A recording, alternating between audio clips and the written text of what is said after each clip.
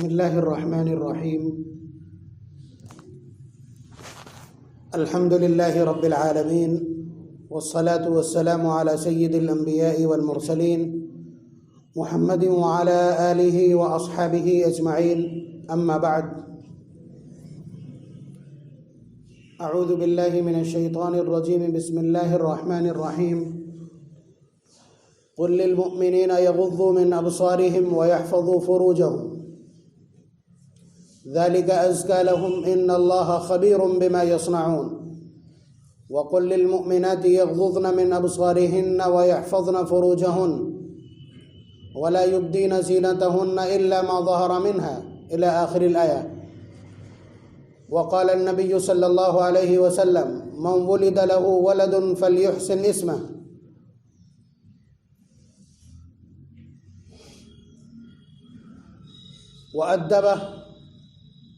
وأدبه فأحسن تأديبه فإذا بلغ فلم يزوجه وأصاب إثما فإنما إثمه على أبيه أو كما قال عليه الصلاة والسلام. بات چل رہی تھی اس ظالمانہ قانون کی کہ جسے لفظ جہاد کے خلاف قانون بتایا جا رہا ہے اور اس کا استعمال اس طرح کیا جا رہا ہے کہ کوئی غیر مسلم لڑکی مسلمان ہو کر کے کسی لڑکے کے نکاح میں اگر چلی جاتی ہے یا وہ شادی رچا لیتا ہے تو پھر اس کے خلاف اس قانون کا امپلیمنٹیشن اور انطباق کیا جائے، جس سے کم از کم کسی عورت کے مسلمان ہونے کا راستہ بند ہو جائے. اور جب اس کا الٹا ہو، کوئی مسلمان لڑکی کسی غیر مسلم کے نکاح میں آ جائے تو اس کو رائے کی آزادی اور بالغ کی زندگی میں دخل اندازی قرار دے کر کے اس پر ساری کارروائیاں روک دی جائیں. اور اس طرح ہوا بھی، جیسے یہ بنا تو اس کے بعد یہ تماشا ہونے لگا. اب اس پس منظر میں ایک تو پس منظر یہ ہے کہ ہمیں اس کی روک تھام کے لیے کیا کرنا چاہیے، سیاسی طور پر احتجاج، میمورنڈم، زیادہ سے زیادہ دستخط کیے ہوئے عریضے اور درخواستیں، یہ ساری چیزیں اپنی جگہ، لیکن بالکل نیچے جا کر کے اسلامیات کا چشمہ لگا کر کے اگر ہم دیکھیں گے تو حاکموں کا عزل و نصب، کسی نئے حاکم کا آنا، پرانے کا چلے جانا، یا اچانک کسی حاکم کا سنگ دل ہو جانا، یہ سب کچھ اللہ تبارک و تعالیٰ کی طرف سے ہوتا ہے. تؤتی الملک من تشاء وتنزع الملک ممن تشاء. اللہ تعالیٰ جس سے چاہتے ہیں بادشاہت چھین لیتے ہیں، جسے چاہتے ہیں عنایت کرتے ہیں. اور دوسری جگہ جو یہ روایت تذکرے میں آئی تھی کہ ان العباد اذا عصونی حولت قلوبهم بالسخطۃ والنقمہ، کہ بندے جب میری نافرمانی کرنے لگتے ہیں تو ہم ان کے حاکموں کے دل سخت اور پتھر جیسے کر دیتے ہیں. فساموہم سوء العذاب، پھر وہ انہیں طرح طرح کی اور سخت ترین سزائیں دیتے ہیں. اس سے بڑی سزا مجھے نہیں لگتا ملت کے لیے کوئی دوسری ہو سکتی ہو کہ ہماری اپنی بچی یا ہمارا اپنا بیٹا جو ہماری تربیت میں رہا، ہمارے زیر سایہ رہا، ہمارے نطفے سے پیدا ہے اور اسلام کو کچھ نہ کچھ کہیں نہ کہیں جانتا ہے، اور اس کے بعد وہ ذرا سے عشق کی خاطر اور ذرا سی اپنی رائے اور ذرا سے مزے کی خاطر وہ اسلام کو چھوڑ دے. اس کا مطلب یہ ہے کہ جڑیں بہت کمزور ہو چکی.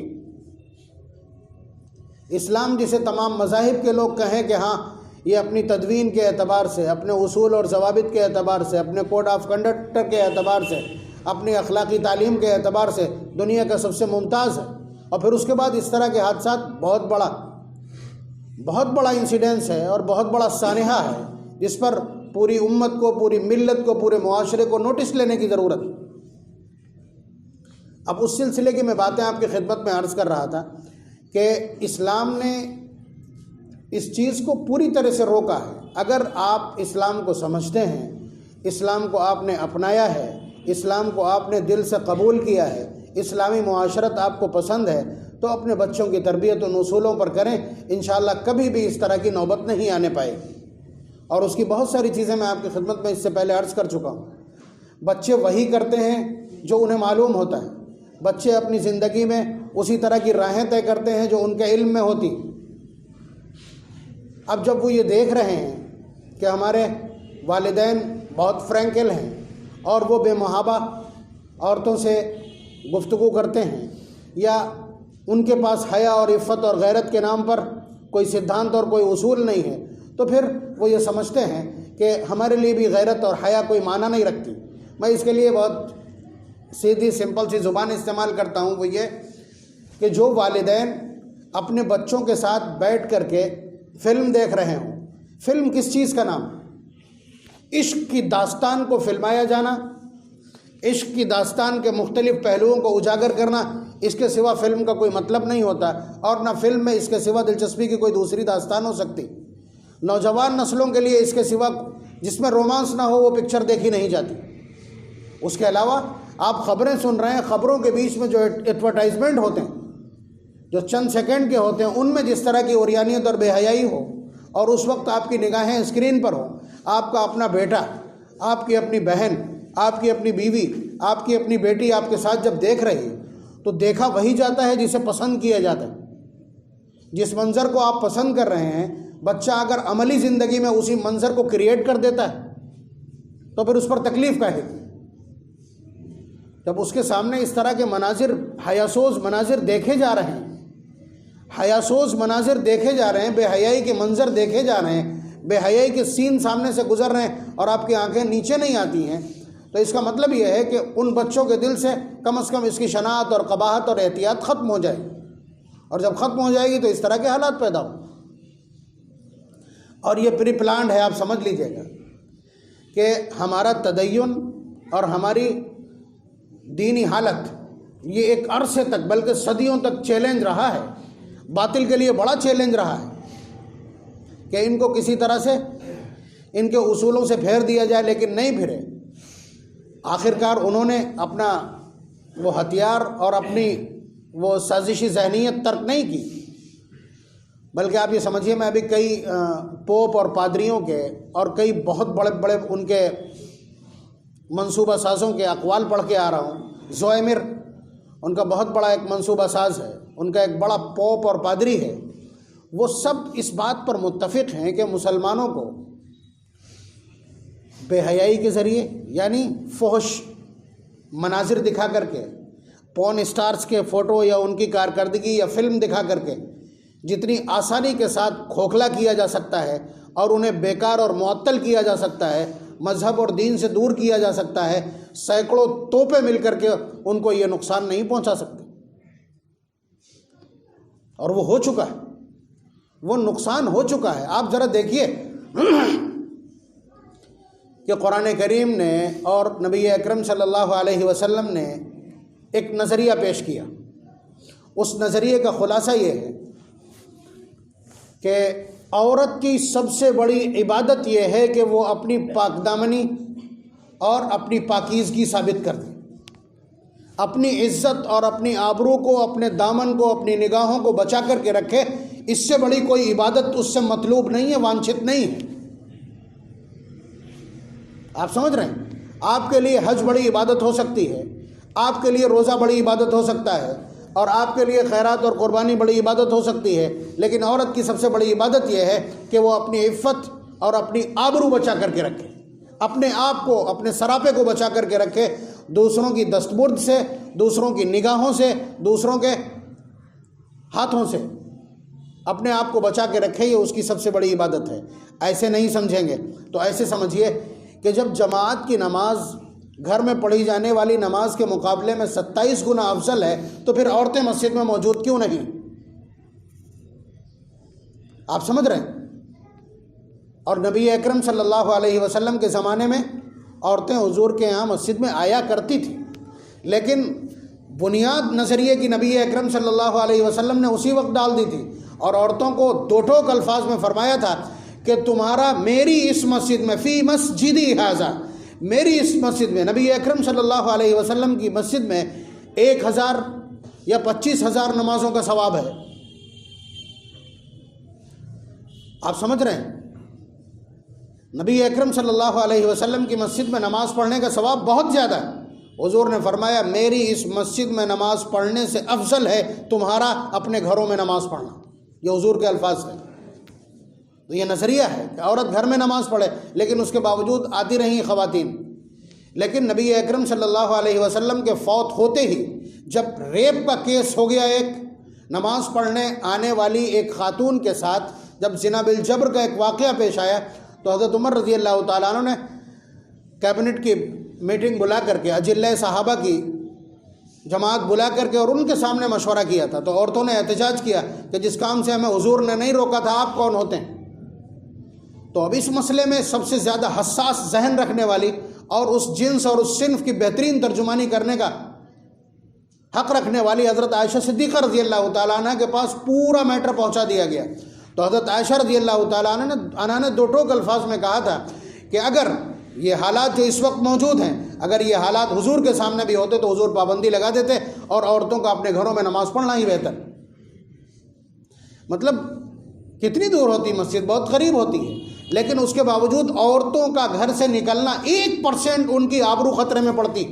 ان کے ساتھ کوئی انگرکشک اور محافظ نہیں ہے، ان کا مسجد میں آنا بہتر نہیں، گھر کے اندر، اور گھر میں بھی جتنا گوشے میں اور کونے میں پڑھیں گے اتنا ہی اس کی فضیلت بڑھتی چلی جائے۔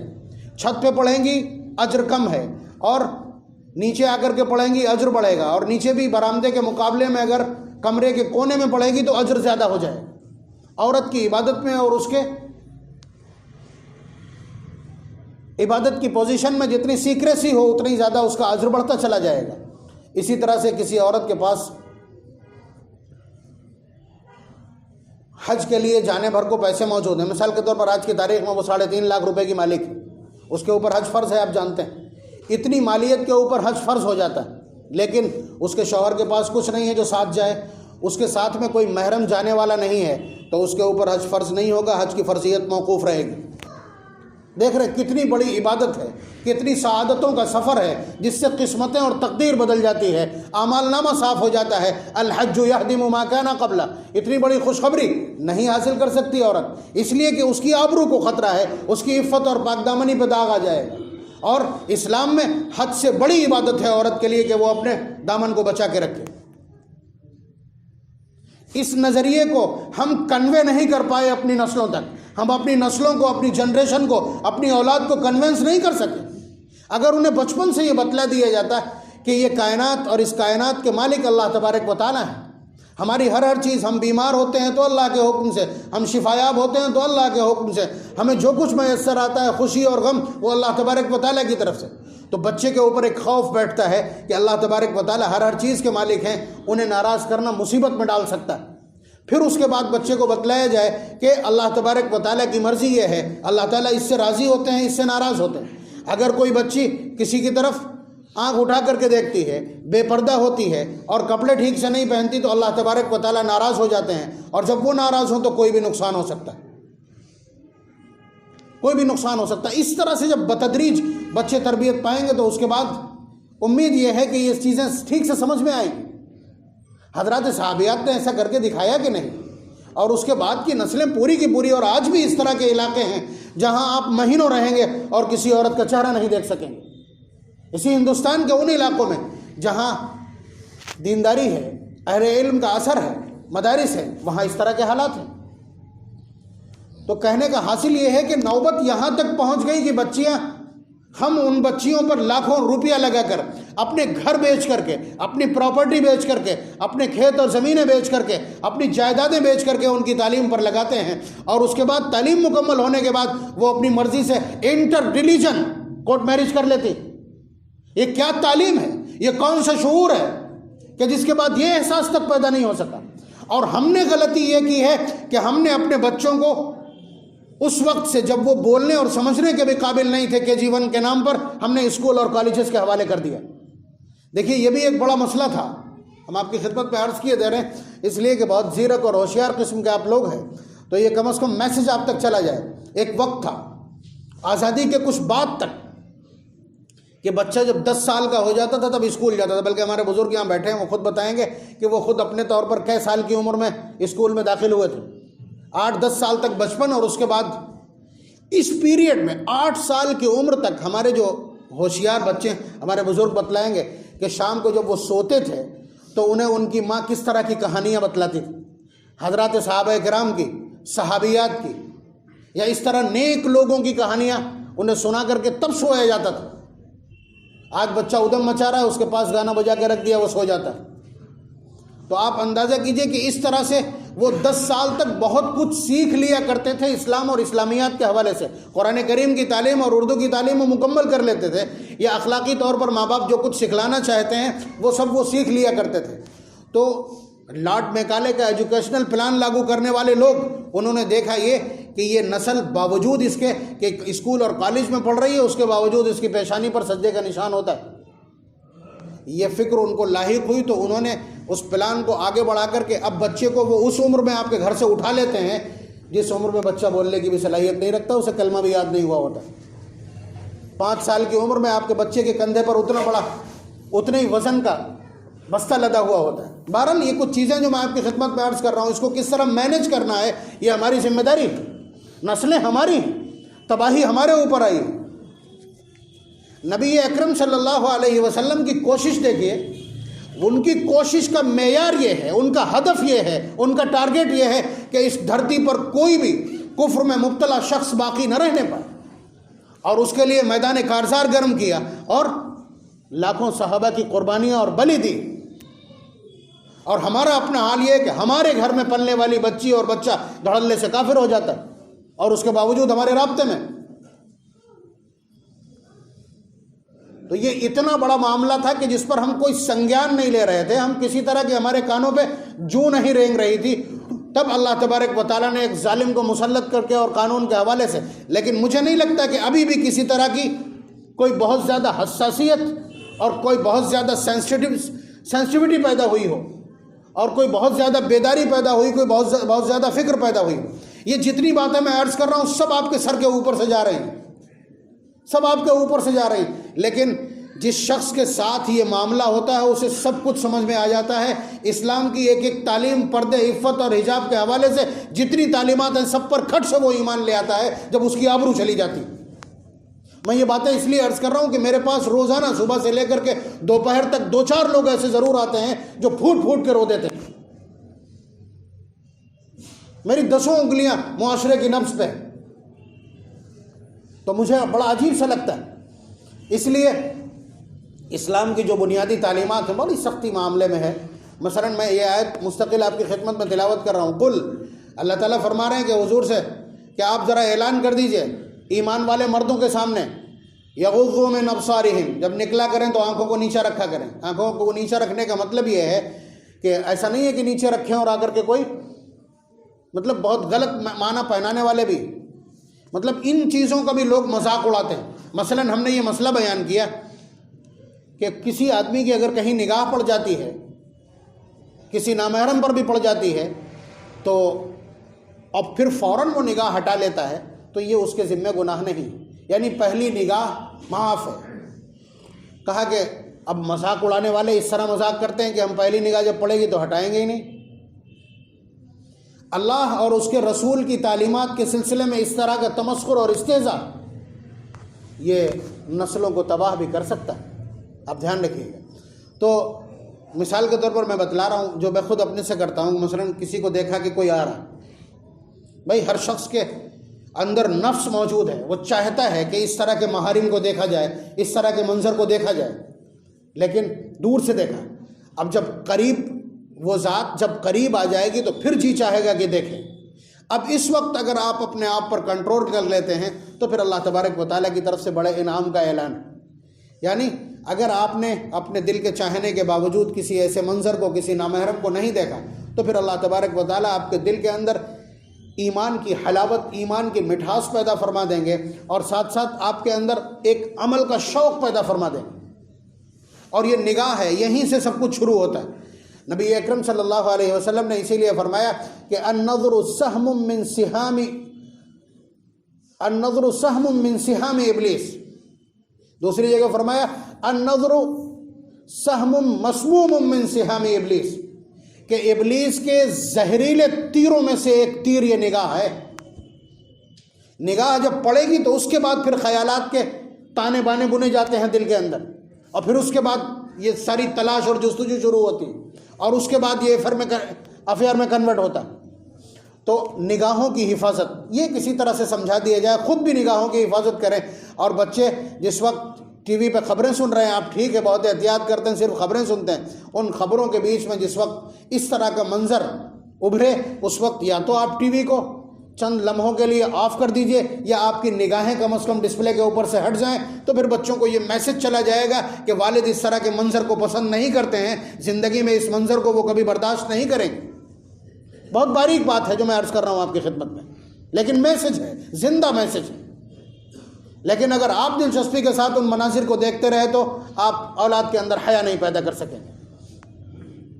اور یہ فکر، ہم نے یہ فکر بھی چھوڑ دی، ہماری بچی یا ہمارا بچہ کس سے بات کر رہا ہے، کس سے بات کر رہا ہے. اس نے کہا سہیلی سے بات کر رہا ہے، اس نے کہا دوست سے بات کر رہے ہیں گھنٹوں کے حساب سے. نبی اکرم صلی اللہ علیہ وسلم نے ایک موقع پر فرمایا کہ 3 لوگ جنت میں نہیں جائیں گے. اس میں سے ایک فرمایا کہ دیوس جنت میں نہیں جائے گا. تو صحابہ نے فرمایا کہ فلاں فلاں چیز تو ہماری سمجھ میں آ گئی، فمت دیوس یا رسول اللہ، کہ یہ دیوس کون ہے؟ تو نبی اکرم صلی اللہ علیہ وسلم نے فرمایا الذی لا یبالی من دخل علی اہلہ، کہ جو آدمی اس بات کی پرواہ نہ کرتا ہو کہ ہماری بیٹی سے اور ہماری بیوی سے یا ہمارے گھر کی دیگر خواتین سے کون بات کر رہا ہے اور کون آ رہا ہے، کون مل رہا ہے، کون گفتگو کر رہا ہے، کون میسج کر رہا ہے، جو شخص اس بات کی پرواہ نہ کرتا ہو وہ دیوس ہے، جسے آپ کی زبان میں بھڑوا کہا جاتا ہے. یہ دیاست کہلاتی ہے عربی میں. نبی اکرم صلی اللہ علیہ وسلم نے ایسے شخص کو دیوس قرار دیا ہے اور اس کے اوپر جنت کے دروازے بند. ہم کہیں نہ کہیں اس بے فکری میں مبتلا ہیں. مجھے معلوم ہے بہت مشکل صورتحال ہے. آپ اپنی بچی سے کہیں کہ بیٹا سر پہ دوپٹہ آپ ڈال کے جایا کریں کالج، بچی فٹ سے جواب دے گی کوئی نہیں آتا، وہ لوگ کیا کہیں گے. اب اس کے لیے میں نے کہا نا، بچپن سے جب اس کے دل میں یہ بات ہو کہ اللہ تبارک و تعالیٰ کس چیز سے ناراض ہوتے ہیں، جو کائنات کے مالک ہیں، ہماری رگوں میں دوڑنے والے خون کی رفتار کو وہی مینج کرتے ہیں، کب بڑھا دیں کہ ہائپر ٹینشن ہو جائے اور کب ڈاؤن کر دیں ہائپو ہو جائے آدمی. جب اس طرح سے بچے کی تربیت کر کے لائیں گے تو اس طرح کے سوالات نہیں ابھریں گے. اس لیے نبی اکرم صلی اللہ علیہ وسلم نے فرمایا کہ اللہ تبارک و تعالیٰ جس کو اولاد عنایت کریں اس کی ڈیوٹی ہے کہ وہ اس کا اچھا سا نام رکھے اور پھر اس کے بعد ادب سکھلائیں، فاحسن تادیبا، اور بہت اچھا ادب سکھلائیں، بہت اچھی تعلیم دیں. اس تعلیم کو تو اچھا نہیں کہہ سکتے جو نبی کے دشمن بنا دے، نبی کی سیرت کو دقیانوسی کہلوا دے اور نبی کی سیرت کو فنڈامنٹلزم کہلوائے. میں کسی تعلیم سے نہیں روک رہا آپ کو، لیکن کم از کم آپ کی جو اپنی تعلیم، اپنی شناخت ہے اس کو زندہ رہنے دیجیے. یا آپ اسے گھر میں جو ٹائمنگ ہے اس ٹائمنگ میں آپ تربیت کر سکتے ہو. آپ مکمل طریقے سے اگر کالج اور اسکول کے حوالے کر دیں گے تو یقیناً وہاں ایمان والے پیدا نہیں ہوتے، وہاں ایمان کی تربیت نہیں دی جاتی، وہاں تو کچھ بھی نہیں سکھلایا جاتا رشتوں کے نام پر، مذہب کے نام پر.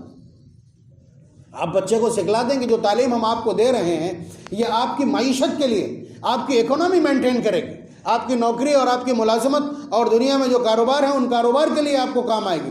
آخرت میں اللہ تبارک و تعالیٰ حساب اسی قرآن و سنت کے اعتبار سے لیں گے. نبی کیا کہہ کے گئے ہیں، نبی کے اصول اور ضابطوں کے مطابق، اس آئین اور کانسٹیٹیوشن کے مطابق تم سے حساب لیا جائے گا. اللہ تعالیٰ کی بارگاہ میں جو حساب لیا جائے گا وہ اسلامی اصولوں کی بنیاد پر. اس لیے زندگی اس طرح گزارو اور وہ چیز تمہارے معیشت کے لیے ہے اس سے اپنی معیشت مینج کرو. یہ دو ٹوک الفاظ بتا کر کے ان کی زندگی کے سارے اسٹیجز اور ان کے سارے جو مجالات اور میدان ہیں ان سب کو سمجھا دیا جانا چاہیے. آسان ہے، کیا جا سکتا ہے.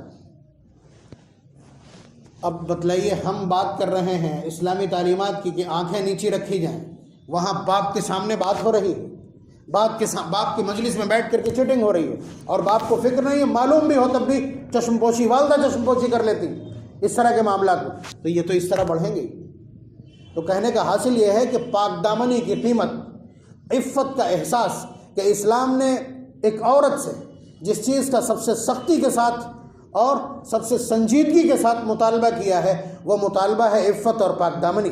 اور اگر عفت اور پاک دامنی اختیار نہیں کی تو پوری زندگی گندگیوں سے جوجھنا پڑے گا،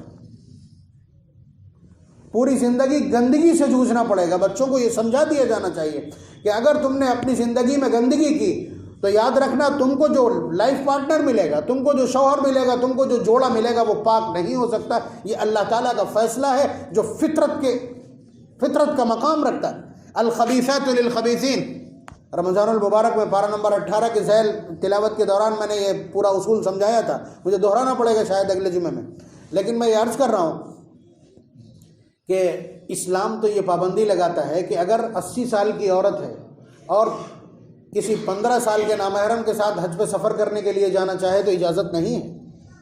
احناف کے یہاں مسئلہ یہ ہے کہ اجازت نہیں ہے، یعنی اتنا بھی رسک اس معاملے میں، عفت اور پاک دامنی کے معاملے میں اتنا سا بھی رسک لینے کو تیار نہیں اسلام. جلسے اور اجتماعات میں عورتوں کو گھر سے دور جانا پڑے تو اگر ساتھ میں کوئی محافظ جاتا ہے تو ٹھیک ہے، ورنہ نہیں. ساری خیر عورت کے لیے یہ ہے کہ وہ کتنی پاک دامن ہے. اب ہم یہ بتلانے بیٹھیں کہ عورت کے لیے یہ جائز نہیں ہے کہ وہ ایسی جگہ میں اپنے کپڑے پھیلا دے جہاں بھائی تک کی نظر پڑتی ہو. آپ اندازہ کیجئے، ہم یہ سمجھانے بیٹھیں گے تو آپ کہیں گے دقیانوسی ہے، اس لیے کہ آپ نے تو اس سے بہت زیادہ چیزوں کی اجازت دے رکھی ہے. بیٹی کہتے کہ ہم جا رہے ہیں سہیلی کے پاس، کوئی آپ کے پاس اس کے لیے اصول اور ضابطہ نہیں ہے، تو ہم یہ باتیں بتلائیں. لیکن یہ سمجھ لیجئے کہ اگر گناہوں کو روکنا ہے، اگر آپ اپنی غیرت کو محفوظ رکھنا چاہتے ہیں، اگر ایمان کو محفوظ رکھنا چاہتے ہیں، تو پھر اسلام کے ان اصولوں کو اپنانا پڑے گا. حیا، عفت، حجاب اور پاک دامنی. اور اس کے لیے آپ ایک دم امپلائمنٹیشن کرنا چاہیں کہ بچی جوان ہو گئی تو آپ نے ترنت داغ دیے اپنے سارے احکامات، نہیں چلے گا. آپ پیچھے سے اسے سمجھا کر کے لائیں یا پیار سے ہی سمجھائیں تبھی ممکن ہے. یہ بتلائیں کہ بیٹا آپ اسکول جاتے ہیں وہ سب ٹھیک ہے، لیکن ہم مسلمان ہیں، ہمیں اللہ تعالیٰ کی بارگاہ میں بھی حساب دینا ہے. اللہ تعالیٰ کی بارگاہ میں حساب دینا ہے. کوئی کیا کہے گا ہمیں اس سے مطلب نہیں. اللہ تبارک و تعالیٰ آخرت میں ہم سے کیا سوال کریں گے. فکر کی ضرورت ہے، اس فکر کی ضرورت ہے. تو مجھے امید ہے کہ اگر اس طرح کی کوشش کی جائے تو پھر دشمن یا ظالموں کو اس طرح کے قانون بنانے کی ضرورت نہیں پڑے گی. یہ تازیانہ عبرت ہے. اللہ تبارک و تعالیٰ کا ایک سزا کا طریقہ یہ ہے کہ سزا از پاداش عمل، جس طرح کا عمل ہوتا ہے اسی طرح کی سزا مسلط کر دیتے ہیں. ہم نے کسی کمزور کا پیسہ مارا تو اللہ تبارک و تعالیٰ ایک ظالم کو ہمارے اوپر مسلط کر دیتے ہیں. یہ سزا از پاداش عمل کہلاتی ہے. ہم نے کسی کو ستایا، ہم نے اپنی بہو کو ستایا، ہماری بیٹی دوسرے گھر میں چلی گئی جہاں اس کے خلاف اسی طرح کی کارروائی شروع ہو گئی. یہ سزا از پاداش عمل کہلاتی ہے. احساس دلانے کے لیے اللہ تبارک و تعالیٰ اس طرح کی کارروائی کر دیتے ہیں. یہ کارروائی اور اس طرح کا قانون ہماری اسی کوتاہی کا نتیجہ ہے. اللہ تبارک و تعالیٰ ہماری نسلوں کو حیا، عفت، پاک دامنی کا احساس عنایت فرمائے اور ہمارے بزرگوں کو اپنی اولاد تک یہ پیغام اور ان تعلیم اور ان تربیتوں کے اصولوں کو پہنچانے کی توفیق اور ہمت نصیب فرمائے. وآخر دعوانا الحمد للہ رب العالمین.